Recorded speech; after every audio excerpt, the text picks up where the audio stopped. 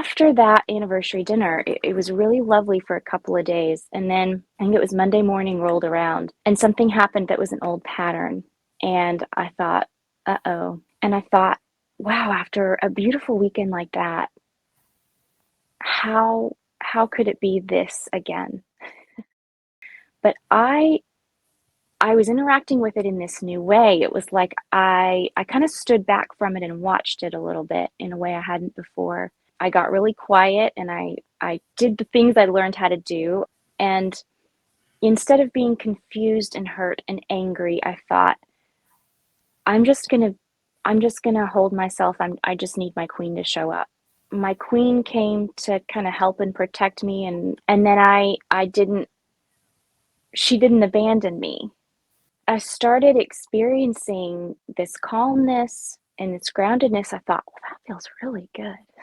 I started feeling really expansive and really energized, and I wasn't waiting for his input to tell me that that was okay or to tell me that I was okay.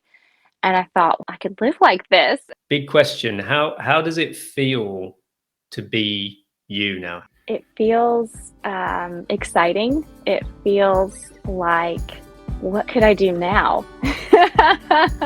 Well, You know, if my princess got this far, what can I do? Where can my queen take me? Where can love take me? It feels exciting. I've noticed more strangers smiling at me. It sounds so funny, and that's something I've heard. Oh, when you show up, people respond and strangers will smile at you.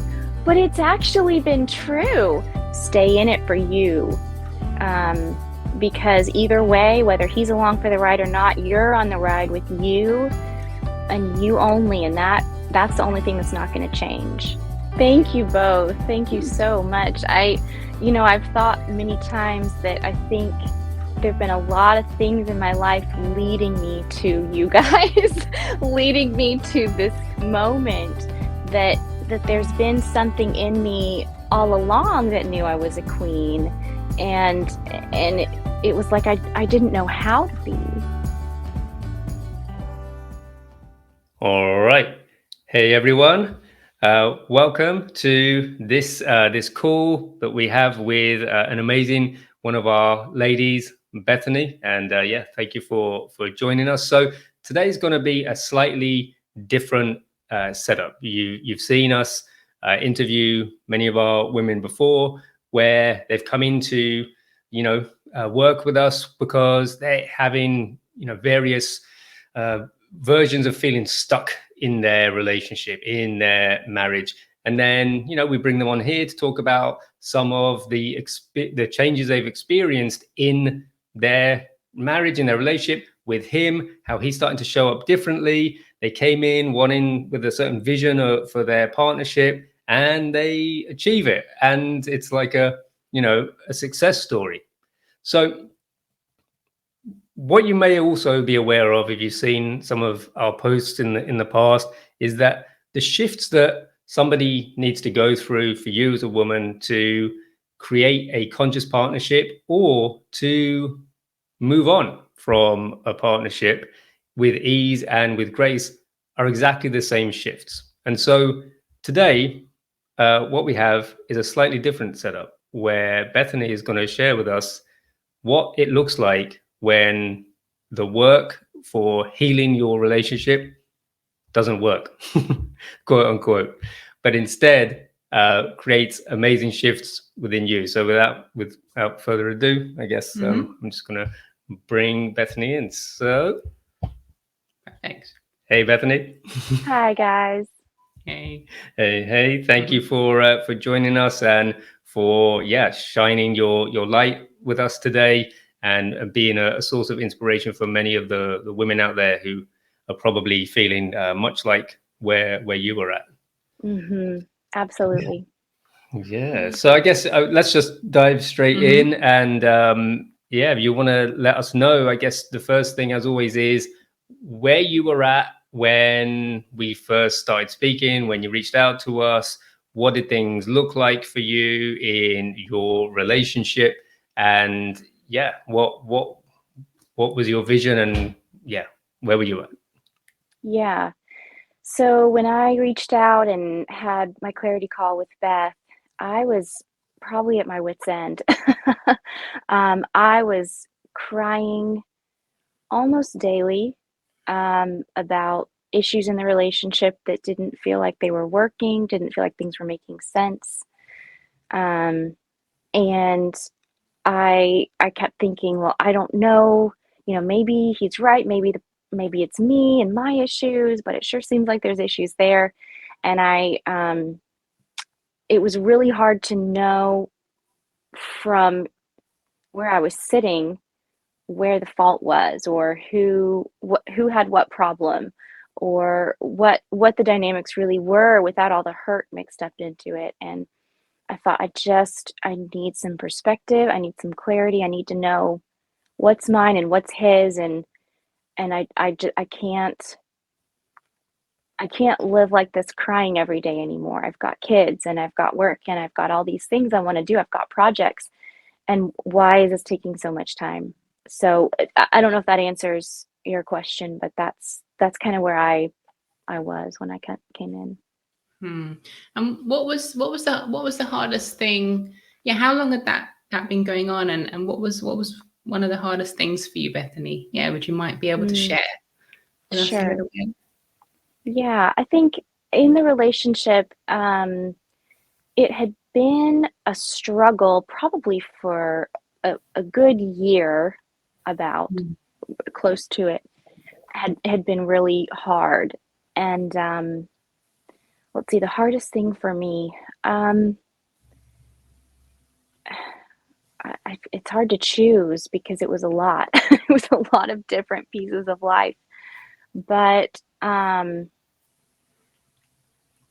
having perspective, like not really knowing what the problem was very disorienting, and not being able to make things better on my own. I think that was the hardest part for me. Yeah, kind of feeling like you wanted things to improve, but you just didn't know how.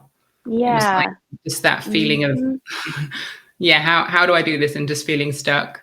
Yeah, like I'm doing my best. I'm doing the things from the books I've read. I'm listening to inspiring things. I'm getting up in the mornings and I'm eating healthy. Like I'm doing all of these things for myself, and I still can't make the relationship better. I can't fix it. Yeah, beautiful, perfect. And so you came in, you joined Sharif and I in Led by Love, and yeah, so yeah, can you remember when you first came into the program, or maybe a little bit about your journey? Yeah, what was the one like something that was surprising for you or enlightening for you about this journey? Because like you said, you're at this place and you felt like you tried everything, you were doing the things. Yeah, what was surprising or enlightening for you about the journey with us? Well, I mean, right off the bat, the phone call with you, Beth, was just it was like a breath of fresh air to be held and heard, and for my struggles to be validated and real, and not to feel like I was in my head. So right off the bat, I just felt this release of pressure. And then I know I wasn't able to start for a few days, but once I jumped into the modules, I think it was a few days later, um, the videos and everything I was doing seemed really simple, straightforward. I felt like I can do that. That's not too hard. And so I started doing the meditations and the movement exercises, and just stuck with it and said, I'm going to do this in the mornings. I worked in the afternoon, so I did my modules in the morning. And the first couple of weeks, I thought, okay, I can pull back from communication. That's what I need to do anyway. And so that felt natural. And doing the movement exercises, and it was like I started to do that and started to feel calmer. I think that was the first thing I felt, was I started to feel calmer. I didn't feel caught up in conflict all the time. And then I hit about I don't know, the halfway point, maybe module 3 or 4, there was some stuff on forgiveness, and then there was some stuff on exalting the masculine, and it got real really fast. And I struggled through those, and it took me some days. I think that's where I started getting behind. Um, and I kind of was going, oh, there's some stuff here. And I took some breaks, and then I dived back in, and I thought, I'm gonna do this, I'm gonna push through, and I'm gonna finish what I started. And right in there, that forgiveness, exalting the masculine, and then right in there, I had an anniversary. I told you about that anniversary dinner, and kind of had some personal breakthrough of my own there with just my journey with love, with big love. And that was really powerful.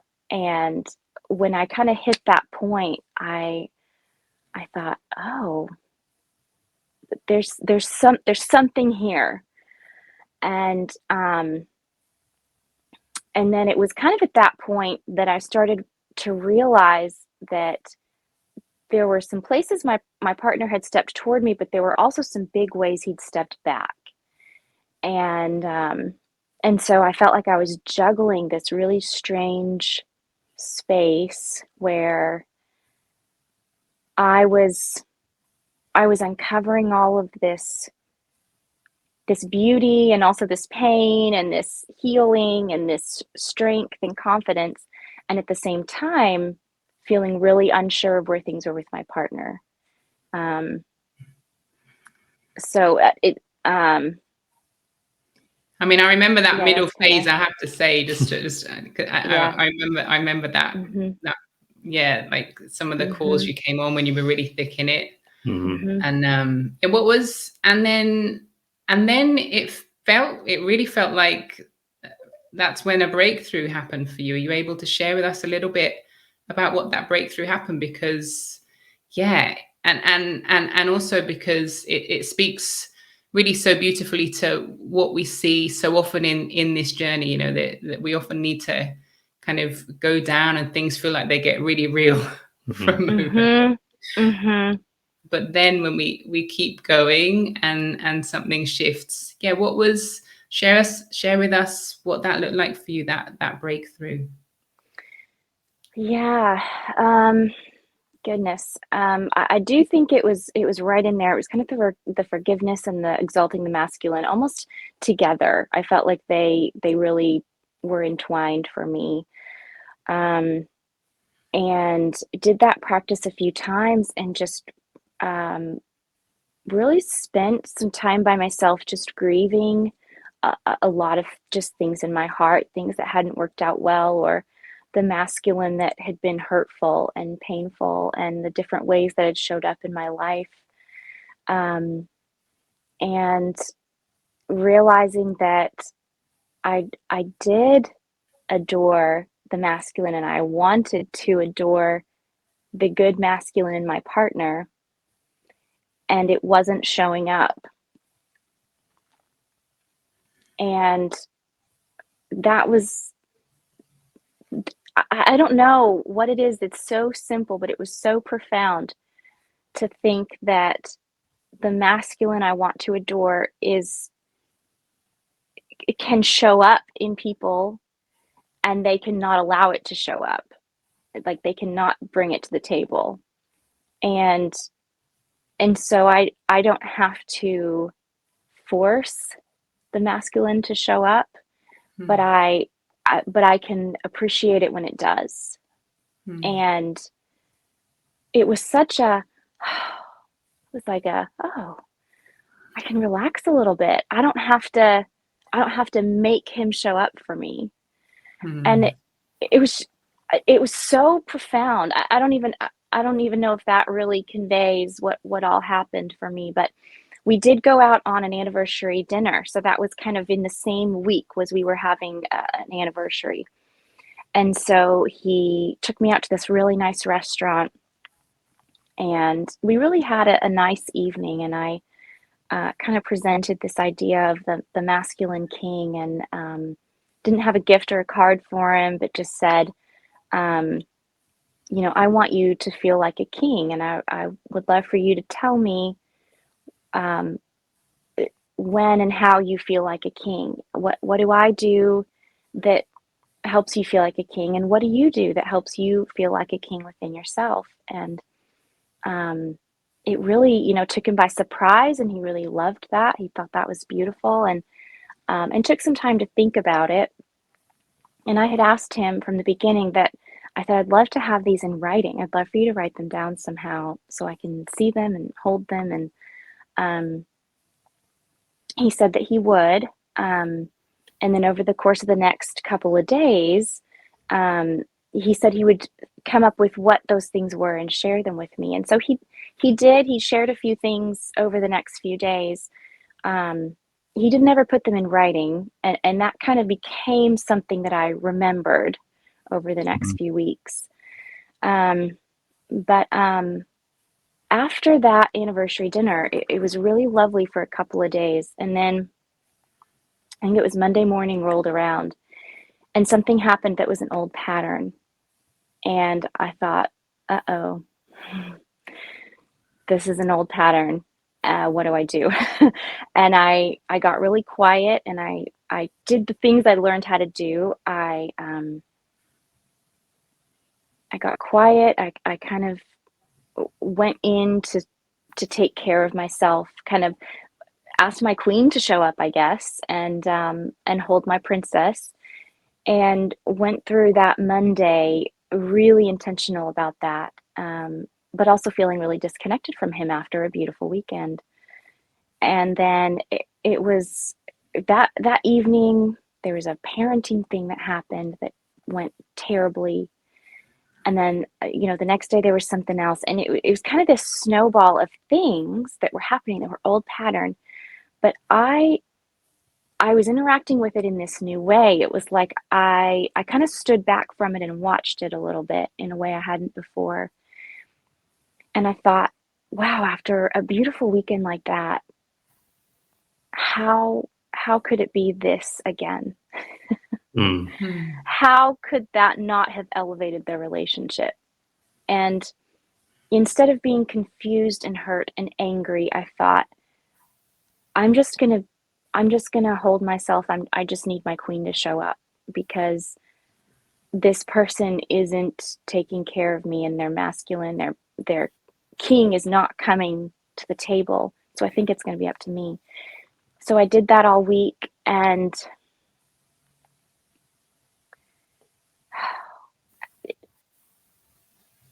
it was like nothing was ever the same after that. It was like he never showed fully back up to the table. And I've wondered later if that's because my queen came to kind of help and protect me and my princess.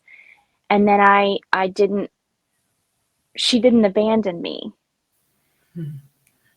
And it was almost like he felt displaced or rejected, or he didn't know how to talk to me anymore.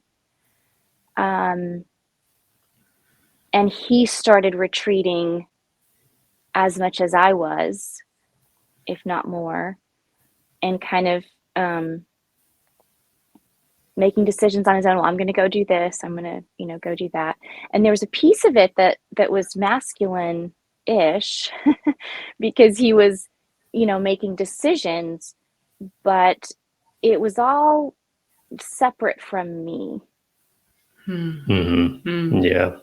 And I just started to notice it all of a sudden.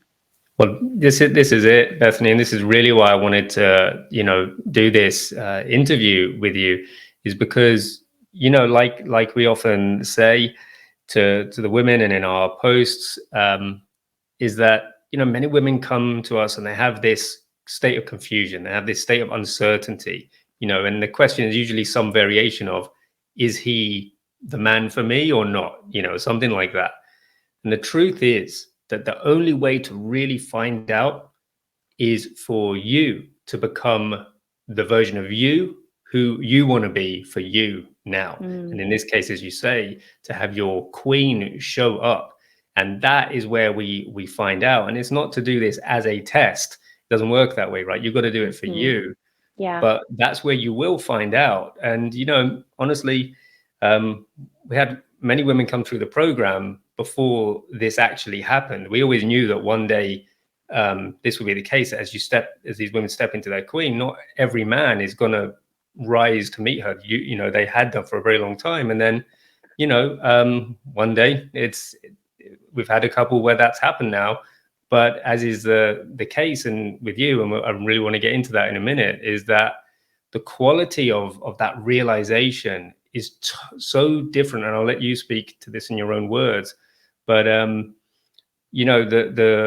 sense of he's not meeting me when you're feeling not good in yourself, when you're coming from that small you, the younger you, the princess you, versus being in your power, in your strength, and then this sense of, oh, I'm not being met where I need to be met. So I don't know if you can elaborate on the sense of that, and if you can maybe get a feeling as to what this realization, if you will, might have felt like before you made these shifts within yourself versus how they did land for you. Yeah, I'll try to speak to that. And then if I veer off course or don't answer that, you can clarify. Yeah. Oh my gosh. So I'll kind of zero in maybe on one of the big concepts that I feel like I've taken away and that really helped shift all of this was when I started experiencing the groundedness and the confidence that comes from trusting yourself without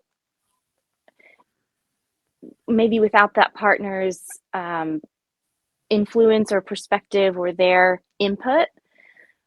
I started experiencing this calmness and this groundedness. I thought, well, that feels really good. and I have more energy, and I've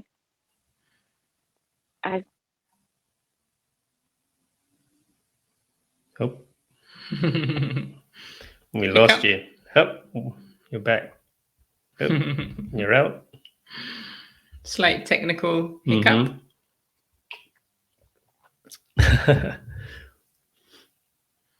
You're flashing in and then you're flashing back out again, and we can't hear you at all, just in case you are speaking. Okay. Can you hear me? Is that better? Yep, we're good. Okay. I'm so sorry. No worries. Wi-Fi? I think I had a call coming in and it wasn't silenced. So where you were at, you were just energy. saying, you were like, oh, Yes. this feels really good. Yes, I started feeling really expansive and really energized, and I wasn't waiting for his input to tell me that was okay or to tell me that I was okay. And I thought, well, that feels really good, and I could live like this, and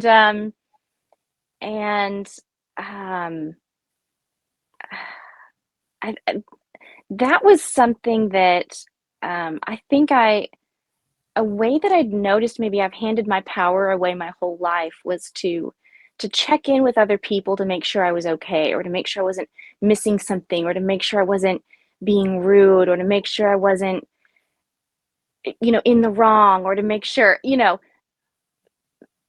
just kind of constantly asking people, am I okay? Am I okay? Am I doing this right? And I thought, well, I guess I don't have to do that. I guess, I've done a lot of hard work to try to do those things, and maybe, and hearing your feedback too was crucial for that. Was kind of this feedback of, yeah, you're doing well. You can trust yourself. This is good. I don't know how many times I heard you, Sharif, say, this is good.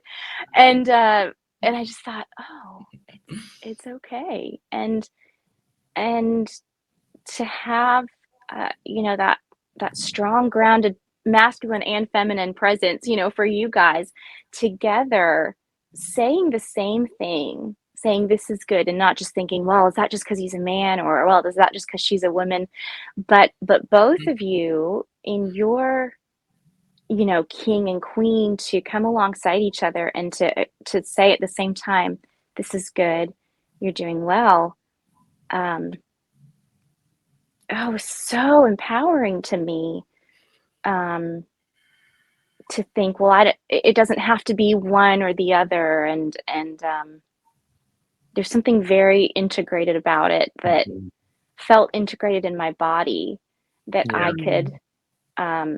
I could be okay, and I didn't have to constantly hand my power away to check in with some random person that maybe wasn't in their king or queen to tell me whether or not I was okay. No, I get to decide whether or not I'm okay and on a good path. And I actually feel great, and I'm doing well, and I'm doing the things I wanted to do. So I think that means I don't need as much input, you know? Yeah, this is the self-trust piece that we always come back to, and it's Mhm. it's like a key thing for so many of the women Yeah. that speak to us, is they don't have this sense of being able to sort of feel what the truth is and make a decision based on that. Uh-huh. And which is why we do these clarity calls, because you know so many people just need help to get clear on even where they're at, you know. Yeah. And you know, this capacity then to know what you really want, to know what it is you don't want. And I guess just to bring it back a little bit as well, then to this point where you know your post anniversary, you had a good couple of days, and then things start going, you know, not so great, and there's like this sort of truth that's coming in. I mean, do you have a sense of, yeah, what would have happened if you didn't have that self trust? What might have happened? Would you do you feel like that would have just sort of slid by, and then it's another year to, or would that have been the end? But you know, I don't know. What's your sense? That's a great question. I don't know what that would have been. I think part of the struggle for me was the unknown of the daily, of what am I going to have capacity for today? Am I going to lose my temper? Am I going to say something I regret? Is he going to ignore me again? Is he going to forget again? You know, that was such a big deal, where he was constantly saying he was forgetting things. And I think that was part of the pain for me, was Mhm. sorry about that. Go back. Um, uh, Notifications on my phone. But part of that frustration for me was, I don't know what's going to happen. I don't know what I'm going to do. I don't know if I'm going to get angry. I don't know if I'm going to walk out the door and leave. I don't know if he's going to walk out the door and leave. It was this very a lot of uncertainty. And so I don't even know how to answer that question, because I think that was part of the whole mix of things, was, what am I going to do if he does that old pattern again and tries to suck me into this merry-go-round that doesn't go anywhere, and just spins us in circles till we're dizzy and throw up, you know? And And this is the I was going to say, this is what really strikes me, you know, listening to you, Bethany, and this journey of the power of coming back into our, you know, we call it our queen, and what we mean is our woman, our feminine. Because ultimately, like when I hear you, you know, and you're like, oh, and I was uncertain, you know, and before I came in, you know, you know, we'd go through these old patterns, and I got stuck, and then I get anxious, and I didn't know what the future held. And for me, the medicine of all of that is learning how to be with what is and open. Because what we do is we close. That's what we're taught, right? That's the masculine, to close and sort it out and try and fix it. And that's the beautiful medicine of this journey, this one simple piece, but which, you know, like listening to you now, and, you know, you're talking about, you know, just before that happened, you were just needing to be with, like you said, like the forgiveness piece. Like we kind of take you into the down, because we always resist going down. We always just feel like, you know, happiness lives up here. That's this is where I'm safe. This is where I'm happy. That's where it is. I'm gonna stay up here. I don't want to go down. Yeah. But we kind of take you down there back to the body. But instead of resisting it, which is because that's where the hurt, the pain, the confusion, because it's like we don't touch the thing, we keep jumping, and it's like that's the resistance. But when we take you down and we teach you to open, that's actually where you find your power. And I think that's that self-trust piece. Like that's where you opened and you're able to find and connect to, wow, this feels really good. Like that's the opening to me in the down. And then, like you said, it was like, and then I started to realize, oh, I have my own power. I don't need to ask them for my power. I've got my own power. And just this journey, you know, that I see. And what has been, I think Sharif would agree, so potent in your particular journey is for a lot of women, it's like, oh, I have a bit of power here. And then we cultivate it. And with you, it was like this explosion. that doesn't always happen. You were like, whoa, I have so much power here. And it's like there was so much just there beneath the surface. It was just kind of almost just teaching you just how to open into that. I mean, it's literally on the calls. You can see like this sort of boom, you know, this thing. And as I think I mentioned on one of the calls, there's this sort of uprightness to you, you know, this kind of inner structure and integrity that holds all this energy that you've just discovered. Because sometimes people discover this energy and it's like overwhelming, but you've actually been able to hold it so beautifully with such grace. And definitely stood out for us, which is why we wanted to speak to you today as well. Thank you both. Thank you so much. I've thought many times that I think there've been a lot of things in my life leading me to you guys, leading me to this moment that there's been something in me all along that knew I was a queen. And it was like I didn't know how to be. It was like, I know there's something in me that knows I'm a queen, and I can't figure out how to be her. And I can't figure out how to get the support that I need for her. And it's like when I got here, it was like so many things in my life just clicked into place. It's crazy. Well, this is it as well, you know, which is really these shifts, these inner shifts. And this is the mistake that everybody makes, is that it doesn't always take hard work. You know, it doesn't always have to be this grind. And we know we often unconsciously compare it to years and years of therapy and drudging stuff up. And while there's definitely things to be sort of examined and discovered, so many people are really just around the corner from who they want to be, the life they want to have, and the relationship that they could have, or, you know, whatever their goals are. And they're sometimes just like 2 clicks away, you know, but it feels like it's so far away when it's not. Yes. I think that's so true. I resonate with that. Yeah. And to share us a little bit, so you've had this I would call it an awakening, because for me, awakening is opening is awakening. That's like energetically, that's what I feel awakening to be. So this awakening into your queen and discovering, oh, she was there all along. Like Sharif said, she was just a couple of clicks away. What has that experience been like for you? What was it like? And what is it like? Like, share a little bit about that. Yeah. Oh my gosh.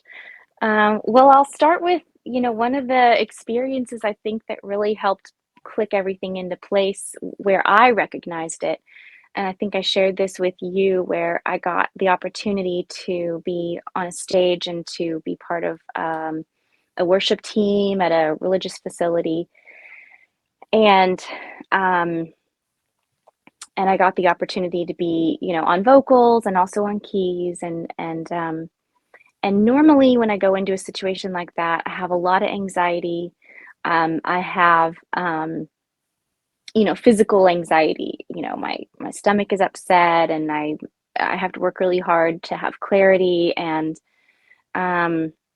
in that morning when I went, I just felt this incredible calm, and I felt really clear. It was like I could, I was looking at the music and I was playing the keys and I was singing, and I also had this marginal awareness of kind of some little things going on, or marginal awareness of what song we were about to go to next, or um, I had all this space, and but I felt really calm and grounded, and so I felt focused. I definitely felt like I was in that flow state, um, and I felt really strong in it, and I just thought, wow, this is different than I normally feel on a stage. This Mm. feels good. And afterwards, there was lots of affirmation of that from some people I knew and some people I didn't know, who, were so kind and affirming of my presence and the peace that I brought, and the PEACE peace, as well as the, PIECE,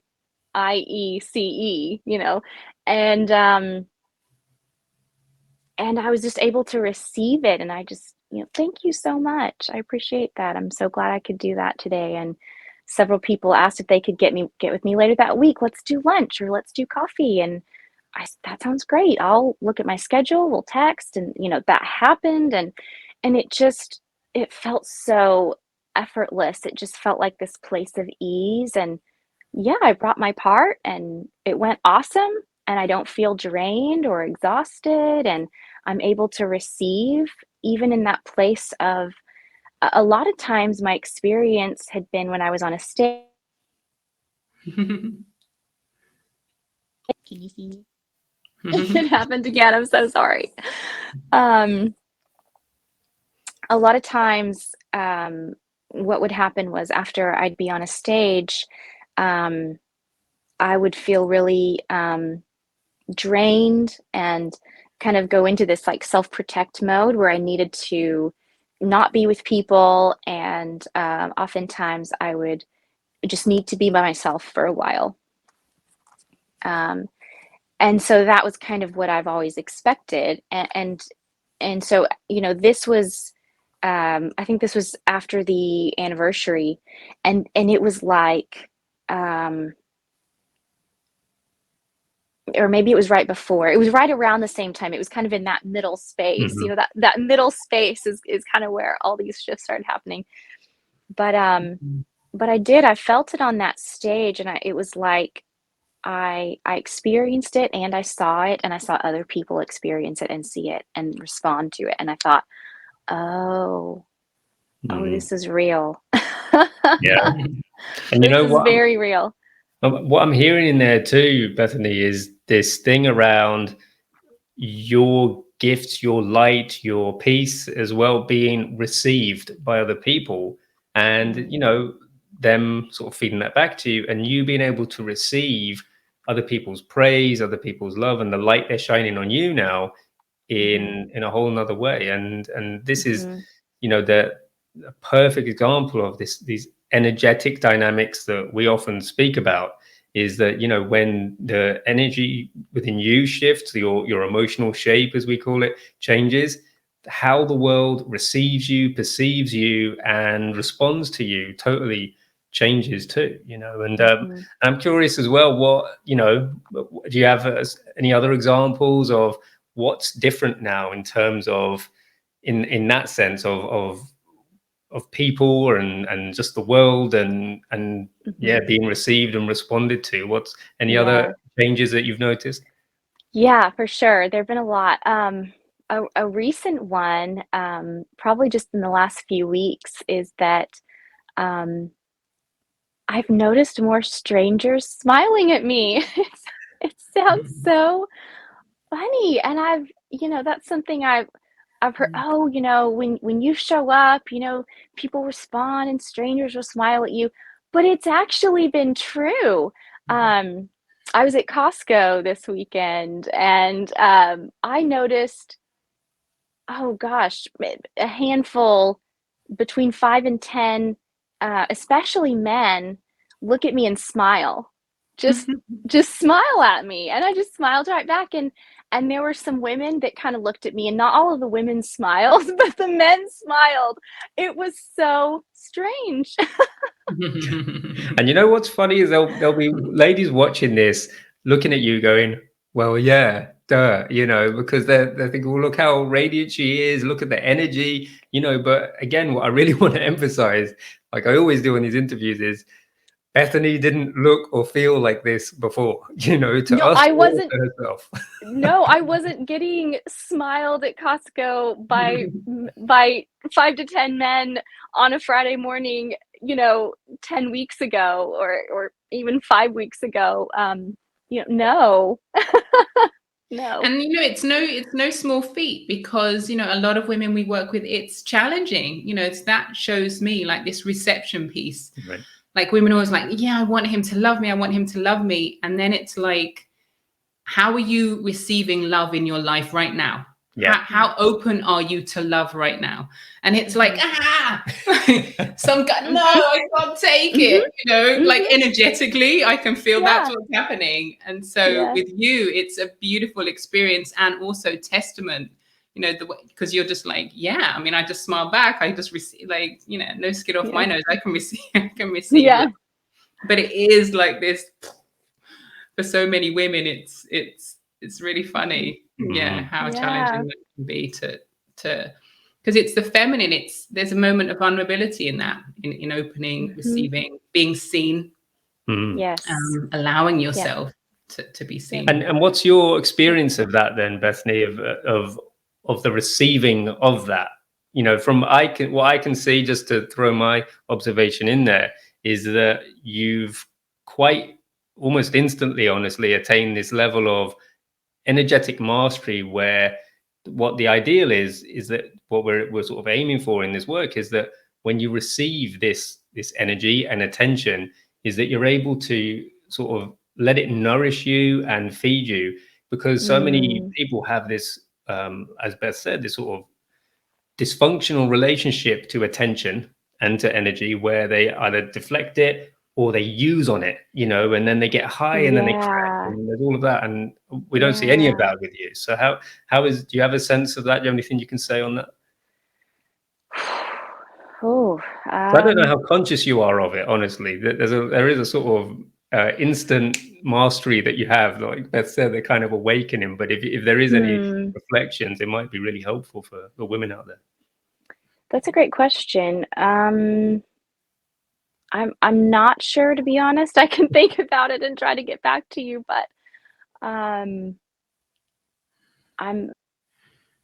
not sure. I think it feels like a flow, and I think there's a piece of me, and I think of the feminine that that resonates when we feel good, that kind of like lights up or comes alive. And I think for me, I've known that, and I think I just always thought that came from other people, that I was just looking for the right people to give me that feeling of feeling good. And I think it was something you said, Beth, in one of the modules. You were talking about feeling good and being happy, and being happy for no reason. That was it. And you talked about that energy of being happy for no reason. And I thought, I can do that. And, I think often, like, I felt like I was playing a part of being happy to make other people happy. It was like, it was my gift to the world, or it was, in my family of origin, it was my currency. So making people feel good and happy by being happy for them was like my currency in my family of origin. And so when I wasn't giving them that currency, then they ignored me. There was nothing to give in return. It was like I only got their attention or love or affection by, giving them this gift of them feeling happy. And so for me, it was like this shift of, oh, I can be happy for me. was, for me, it was just huge. And I think it's a bigger deal for the feminine than we realize, to Yeah. just be happy for ourselves, for nobody else. Yes. Well, it's what happens when you're plugged in, to love, because you don't need to scrounge and beg and plead and perform for it anymore. And a lot of people are still operating from that paradigm and from that dynamic, feeling like there's, because they're not plugged in, and so they are hungry, like they're starving. Yeah. It's like, I have Yeah. to play this game, Yeah. otherwise I'm gonna die. Like that's the Yeah. mind. That's Yeah. what the mind's telling us. And I, in looking back and wondering, I've wondered, I think there was a piece of me, even in my princess, that wanted to and even did plug into love as source, to even give me the love that I was giving as currency in order to.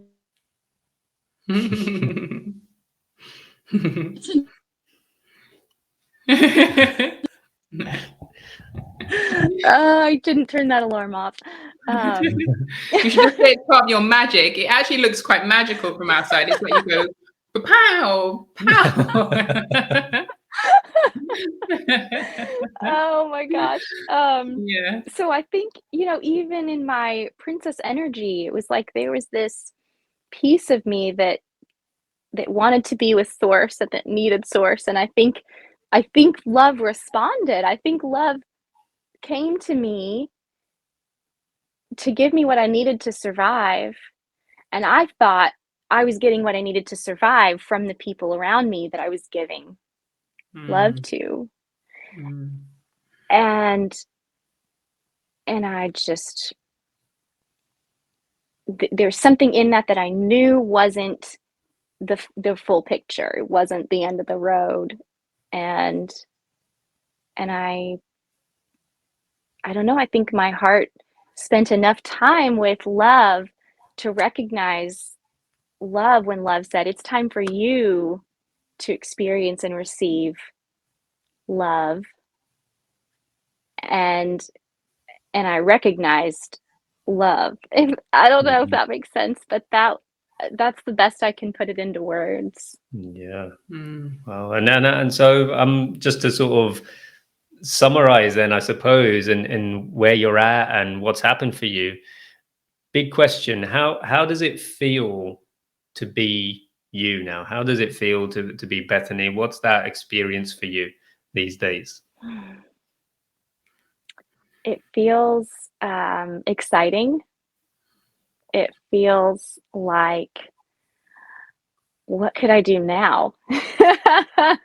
Well, if my princess got this far, what can I do? Where can my queen take me? Where can love take me? It feels exciting. wow, that's beautiful. Yeah. And and this is precisely why we wanted to bring you on too. Is that what I heard in there? The word that was shouting out to me is hope, right? The women watching is they're off got to this place where there's no hope, and there's this. They're in all kinds of different variations of stuck or confused. But to hear you say that, and for you to shine that to us is such a gift, honestly. Yeah. Well, I don't know where I would be without you two and this program that just makes things make sense, and to experience love in this safe and beautiful container that wants us to grow up and to shine, and to I think there have been times where my queen has shown up and intimidated people, because I think that does happen, right? Like, do you guys experience that? Yeah, Where for that's sure. intimidating to people. And so when it would intimidate people, I thought I was in the wrong, or I thought I'd done something wrong, or I'd been hurtful, but to have you two kind of hold space for these queens that shine their light, and to give them permission, and to not be intimidated, and to say, this is good. we shine, we want you to shine, let's all shine together, is just profound. I think it's just earth-shattering.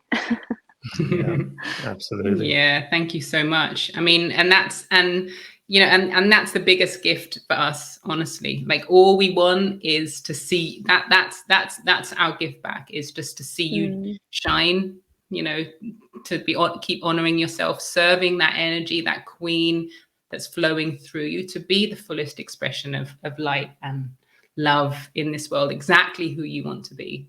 That's really, that's why we do it. Yeah. 100%. Like we often say is, the door into the work that we do is relationship, and it's oftentimes the narrative is full of he and him and the marriage and all of that stuff, and that's where the pain point is. But the truth is, the road to being where you're at, and to whether you're creating conscious spiritual partnership with yourself and or with another person, it's the same process, and it's a self-development process, and it's stepping into where you are right now. And so I guess with that said, just last question then, do you have any words of wisdom for the women watching? Anything that comes to mind that might be helpful to them? Oh, goodness. Do your homework. do the homework, do the modules. I was just blown away by how the physical activities and the processes of writing things down and moving through it until I got through it was so powerful. I would say that, first of all, and trust the process. And even if you come into the program for him, stay in it for you. Because either way, whether he's along for the ride or not, you're on the ride with you and you only, and that's the only thing that's not going to change. Wow. Powerful. Powerful. Yeah, perfect. Yeah, thank you. Well, thank you so much, Bethany, for your time and your energy, and shining your light with us today, and being this source of hope and inspiration for the ladies, but also for us too. Actually, we get so much out of being in your presence, honestly. So thank you. Yeah, you're so welcome. Thank you both. Thank you. All right, take care. Bye. Thank you. And we out.